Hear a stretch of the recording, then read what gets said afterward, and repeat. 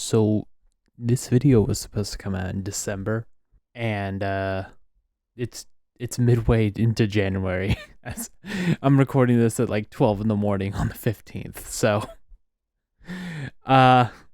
you're gonna hear some dialogue in this where it was meant to be from last month. Deal with it.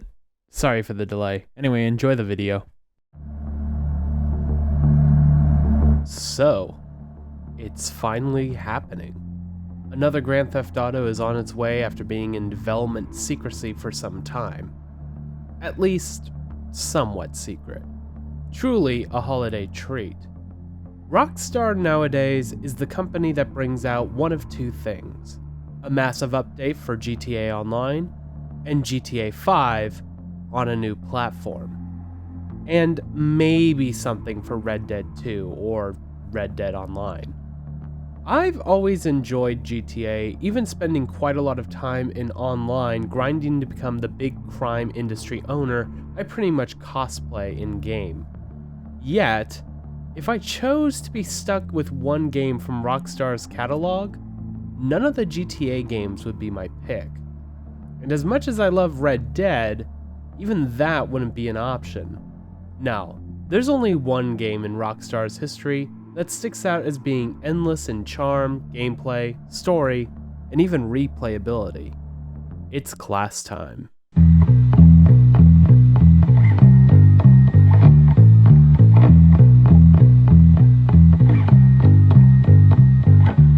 Bully, one of the most controversial games in Rockstar's history. That's not a new declaration.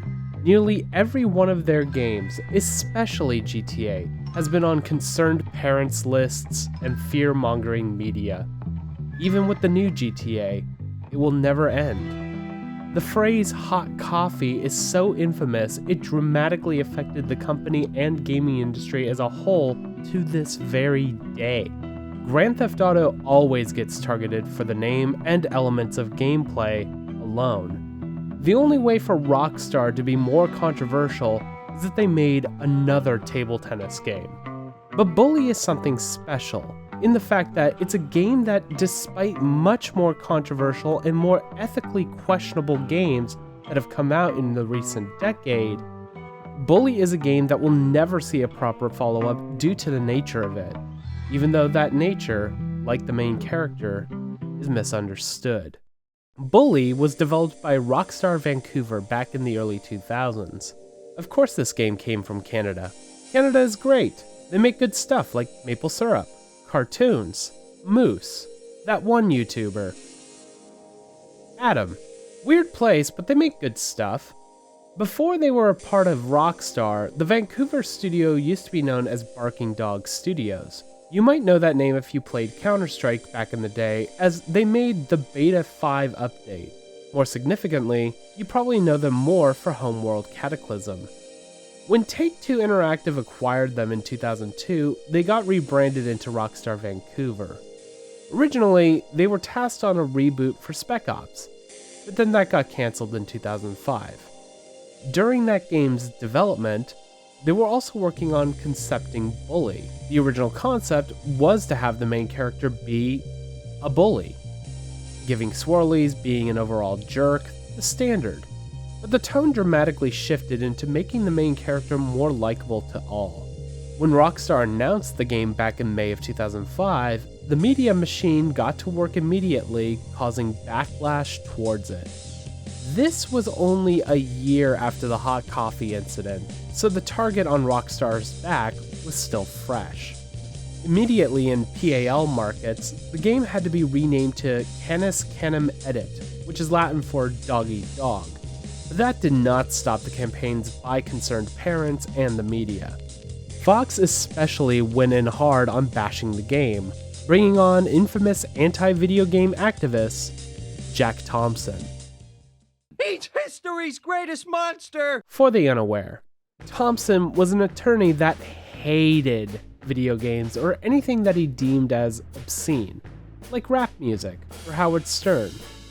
But games were his biggest target as he went after Mortal Kombat, Manhunt, GTA, and then Bully. Thompson had a proper rage boner for Bully in particular, linking the game to be a Columbine simulator. Yeah. He even went on to say that the game, quote, shows you how to, by bullying, take over your school. You punch people. You hit them with slingshots. You dunk their heads in dirty toilets. There's white on black crime in the game. You bludgeon teachers and classmates with bats. It's absolutely nuts. Thompson was on a warpath. He sued all these companies to bar the game's release. Dude went so far as wanting a congressional subpoena for an early copy of the game. In my eyes at least, requesting a congressional subpoena for a video game might be more of an ultimate gamer move. And Take-Two was trying to cooperate with the courts and the raging lunatic. They even offered to show an advanced copy to the judge and Thompson to demonstrate what you actually did in the game. The judge ultimately saw no major reason to restrict sales, and the complaint that Thompson filed was dropped. Thompson lashed out at the judge, accusing that you did not see the game, you don't even know what you saw. If there are any viewers watching this video that are pursuing a career in law and/or the court system in general, this is how you commit career suicide. In response, the judge filed a complaint against Thompson with the Florida bar for his behavior. 2 years later, he was permanently disbarred by the Supreme Court of Florida. I know that's a lot to take in, but it's a major part of Bully's history, so now that's out of the way, let's resume. Bully was originally supposed to launch for the PS2 and Xbox. Unfortunately for Team Green, the Xbox version was cancelled. There was no official statement from Microsoft at the time, but I firmly believe it was because the 360 was coming out that year and they'd rather have Bully for the new platform. That left it being released only for the PS2. Originally, it was supposed to launch in 2005, but due to development changes and the Thompson and legal spectacle, the game would first launch in October 2006. This seemed like an L since at that point, the 360 was already out and the Wii and PS3 were releasing the next month. But interestingly enough, that wasn't the case, as Bully would sell 1.5 million copies by March 2008. That's fairly impressive, and it inspired Rockstar Vancouver to release versions for the 360 and the Wii dubbed the Scholarship Edition. It even included new content such as added missions and cosmetics. The Scholarship Edition would then be made available for Windows and mobile platforms. Even though this game had everything going against it, Bully is considered a classic and can be played on anything you want. But why is it a classic? Set in a mix of 1980s and 90s, in the fictional New England town of Bulworth, and most likely the same universe as Grand Theft Auto, we play as 15-year-old Jimmy Hopkins. After being kicked out of so many other schools, Jimmy is being sent to Bulworth Academy, an upscale-looking boarding school, while his mom and new stepfather go out and enjoy themselves for a whole year. The goal for Jimmy is simple: behave and don't get into any more trouble. Unfortunately, Bulworth seems to be full of complete psychopaths, so Jimmy must survive the horrors of freshman year and not get picked on himself. Before we continue, if you're going to play on PC, there's a couple of things to know. Bully on the PC is tough to run. Not because of graphics or anything like that, it's just now at an age where newer systems have a tough time running it consistently. I've done a couple of things, like put in a widescreen fix, installed the community silent patch, tried to make the fog and pop-in less intrusive, and even unlocked the frame rate to 60. I even went ahead and ran the game in compatibility mode, and yet with all my efforts, Bully continues to crash at random intervals or simply break in certain missions. Sometimes you'll be able to play for an hour, sometimes longer. You may want to install the Save Anywhere mod just to be safe. I didn't. I live in perpetual anxiety and fear. Mileage vary. Oh my god! Your mileage may vary if you plan on playing Bully on the PC, so be aware. Now then, Bully is much different compared to other Rockstar games before it. You must attend classes, you usually fight in hand-to-hand combat, and you don't have guns. You have ranged weapons, but they're creative ones like slingshots, stink bombs, and a bag of marbles to name a few. In reality, you could probably kill someone with any of these things, but this is a T-rated game, so certain liberties were taken into play. Other than that, this is the classic Rockstar open world experience. You can partake in all sorts of activities such as bike racing, boxing matches, going to the carnival, go-karting. You can even go to shops and buy things like eggs to throw at people. Dress and style Jimmy however you like, and you use all sorts of transportation methods to get around. You can hijack stuff if you're in a pinch, not cars though. Jimmy is only 15 and doesn't have a permit. But you can hijack Vespas, and late in the game you can drive around in a go-kart.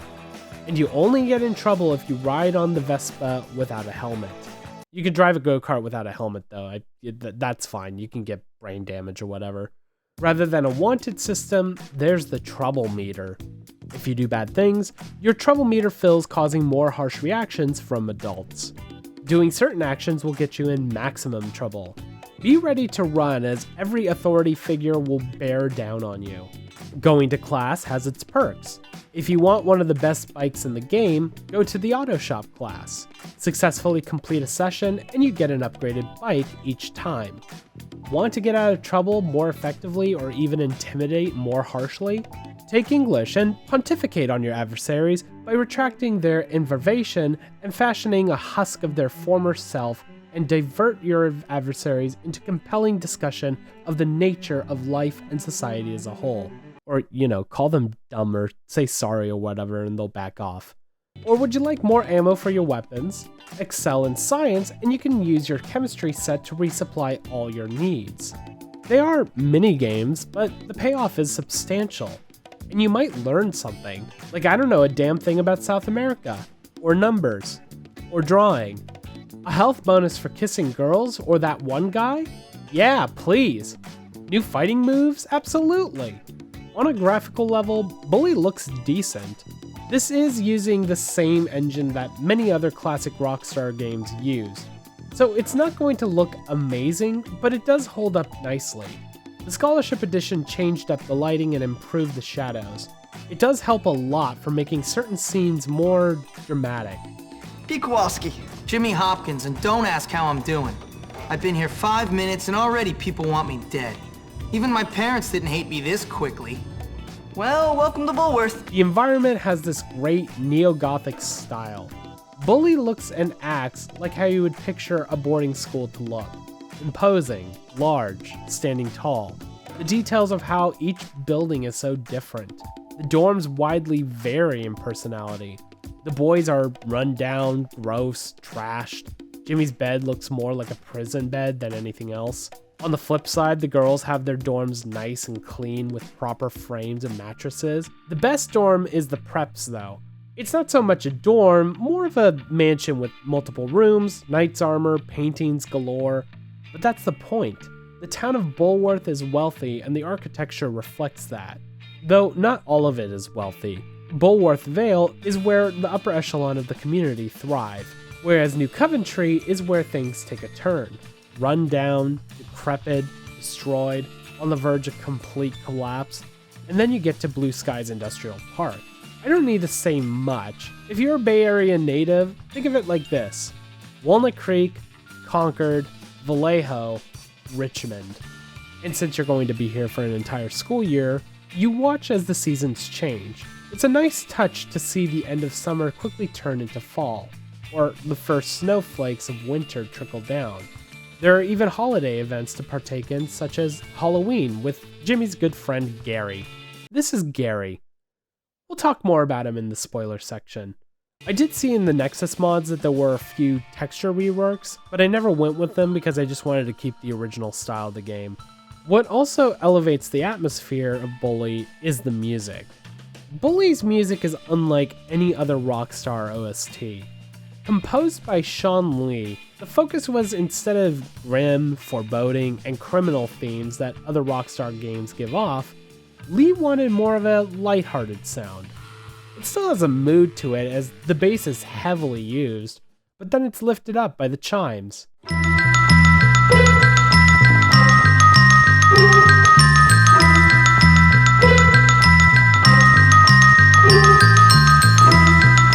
There are times where the tracks get silly.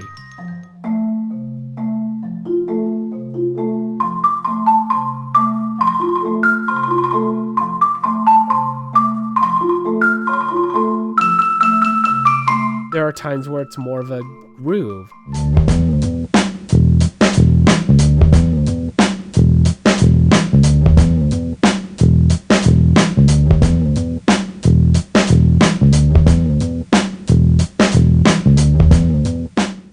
And then there are times where it's a mix of all three in an explosive showdown.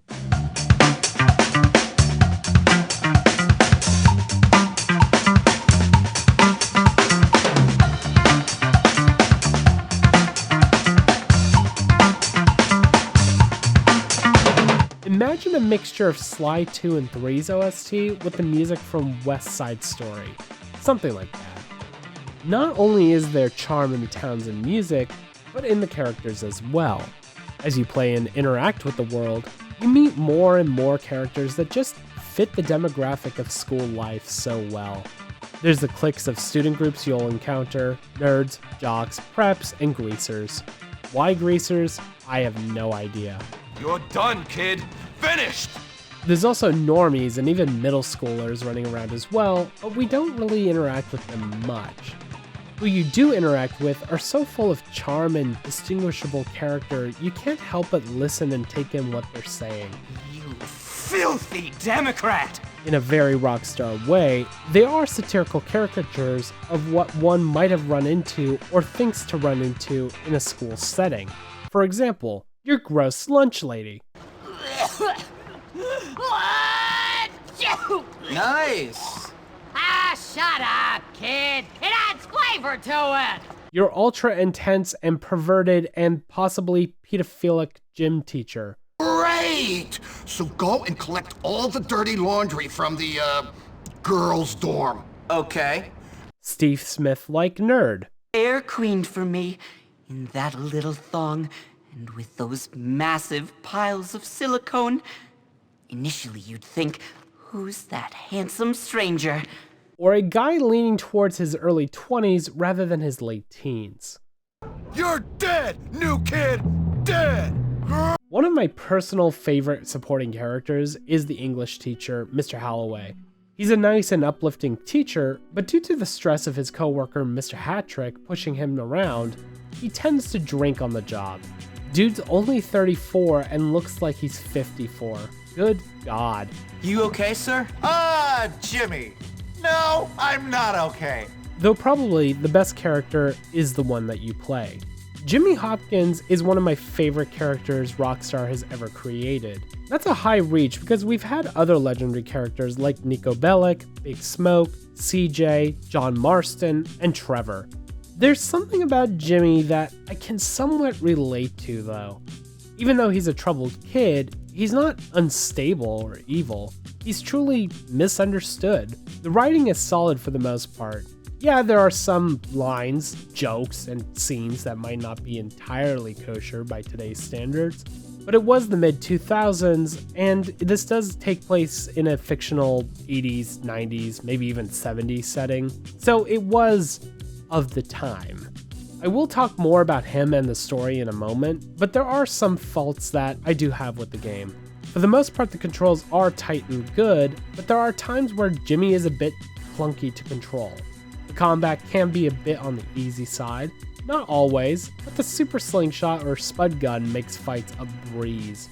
The audio quality isn't that great, though given the time that Bully originally came out, it is expected. You'll see a lot of repeated characters and hear repeated lines on the street.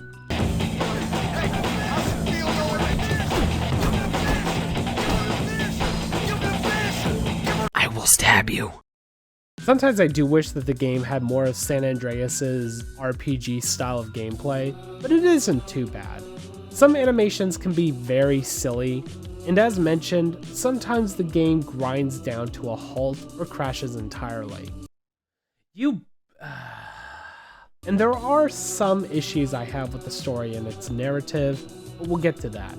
Aside from those gripes, Bully is a fantastic game that you should have played by now. No, I'm genuinely blaming you. The ones who haven't played Bully yet. Play it now if you haven't.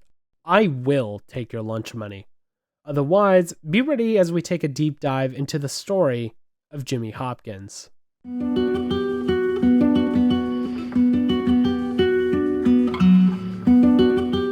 You may have read on the internet that this game shares a lot of plot elements and ideas as Catcher in the Rye, the only book that J.D. Salinger ever wrote. If you haven't read the book because the narrative and themes are too spicy or whatever dumb excuse your school's district had to ban it or just never read it, the book is about a boy by the name of Holden Caulfield. Caulfield is a troubled boy attending a boarding school and complains about being surrounded by phonies all the time. And what's the first thing Jimmy says right after he's left at the academy's gate? Mom, why'd you marry that phony? What is wrong with you? I can't believe this. There's not a lot of parallels between the two characters, but the ones that do line up are pretty shocking. Both are isolated from everyone else for the most part. Both can't really fit in a particular group of people. And both do have some level of admiration for a teacher. Though at least from what I can see, that's where the parallels end. Jimmy is trying to do what we all did when we entered high school the first time. Fit in. And the way to fit in at Bullworth is with power. The one who understands this the most is Gary. This unhinged, megalomaniac 4chan mod who probably reads Mein Kampf as a day job is Gary. And he is a mirror of what Jimmy represents. He is strong like Jimmy, but way more cunning. Jimmy uses his aggression and strength to defend others that can't stand up for themselves. Gary uses his skills for self-gain. 'Cause I can! Because making little people like you and the morons who run this place eat out of the palm of my hand feels great! But I never did anything to you! You would've if I'd given you the chance! Face it, I'm smarter than you! Oh, congratulations! You're smarter than me! You hate everyone and everyone hates you! Genius! The head likes me! I tied him up, turned his dumb school into a battleground, got kids expelled unfairly, put several others into therapy, and he still likes me! And then there's Jimmy's other class friend, Pete. He wants some level of normalcy and mediation at Bullworth, but he isn't strong or brave. He's more of the thinker and ideas guy than anything else. I may be a loser, but at least I've got loser friends to hang out with. Whatever. We wouldn't let you into our gang, Pete, because you're weird. Weird? Look at you, you've got a weak bladder. The id, the ego, and the superego, all wanting control over this school. Our Caulfield and classmates, however, aren't in New York. He's on the island in Lord of the Flies. Even though I adore this story and its plot points, characters, and the way that you interact with all of it, there's something that has always bothered me about it, and I'm going to have to bring up anime.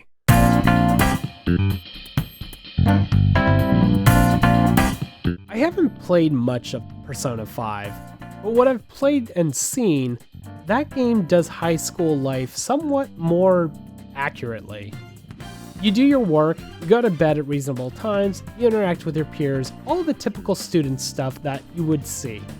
Doing these things also brings improvements to how you interact with the game's world, both in gameplay and narrative. Bully, on the other hand, is much more simplistic. Going to class improves combat and gameplay, and doing missions for the cliques improves your relationships with them. It's just more restricted. For example, you can't really take people out on dates or interact with them for special gameplay bonuses. You just kiss them, get an HP bonus, then move on. They can follow you for a bit, but you can't talk with them further. Only kiss or flirt with them again or be mean for no reason. But it is weird that there's no character consequence. Jimmy, it's so cute. Thanks for a great date, Jimmy. But it's more egregious with how everyone interacts with Jimmy. You can ace all the classes, never miss a class, not even fail a class, and yet you'll have interactions with them like this. Do I look like I'm joking? You want another F-boy? You can be the nicest person to certain people, and yet... So what do you say, Algie? Us help you? Yeah, think of everything I've done for you since I got here. You? You're like a bouncer. We're a bit above helping people like you. I mean, get real, duh. Pea stain. Now you need my help. Moments like these are constant, and it does feel disconnected with how I'm interacting with the world. Future Rockstar games smoothed issues like this, either through writing or just implementing more social interaction options. It's not the worst thing, but when you notice it in Bully, it does feel jarring. It even happens with some of his peers. When Jimmy is beefing with the Greasers, the faction's girl Lola is someone that he instantly hates. He finds her annoying and manipulative, even calling her out on her bullshit. Really cared about me, you'd fight for me. First of all, I'm not sure I really care about you. And second, what do you think I've been doing? Yet Jimmy can still hit her up. I'm not judging, but it feels weird narratively. I wish there were more teacher or adult characters to interact with. Phillips, Galloway, Burton, and Crabble Snitch are the adults we mostly interact with. The Scholarship Edition did fix this a bit by having a class with Hat-Trick, but the new teachers they added get maybe one mission, if they're lucky. We never interact with the auto shop or geography teachers. At least we get to share so much with Edna. God, Edna is wonderful. Just look at that. That is, wow. I might be aroused. I can only imagine what ideas, missions, and so much more Rockstar Vancouver wanted to do. There are so many points that stick out where it feels like the studio wanted to expand on or include more character development, only to be cut short. But you gotta meet deadlines, and you're working on old hardware, while the majority of Rockstar's whole team was working on GTA 4 and Midnight Club. So things had to be cut. The story and its missions are fun, and the final fight with Gary is over the top in its own way. It's a satisfying end, with Jimmy finally getting normalcy at the school, and even scoring with Zoe, the best girl. Bully's world and gameplay definitely shined, as it is considered a modern classic, which caught some off guard, as many thought the game would fail due to controversy or just not being GTA. Though in the 2006 holiday season, the game did vastly better than what many predicted. What we know is that Rockstar did greenlight a sequel. Mad Dog, which then turned into Rockstar Vancouver, was tasked with Bully 2, and given all sorts of resources to vastly improve over the original. The team even had a somewhat playable demo with a runtime of around 6 hours to show what the final product could look like. So, what happened? Focus shifted. The main Rockstar team was focused on projects like Red Dead Redemption, Max Payne 3, and GTA 5. Those projects became bigger, more focused, and of course, more financially viable. Elements developed by Vancouver for Bully 2 were starting to be implemented in those games instead. 18 months of work Vancouver put in, only for Rockstar to cancel the project and lay off 10% of the studio.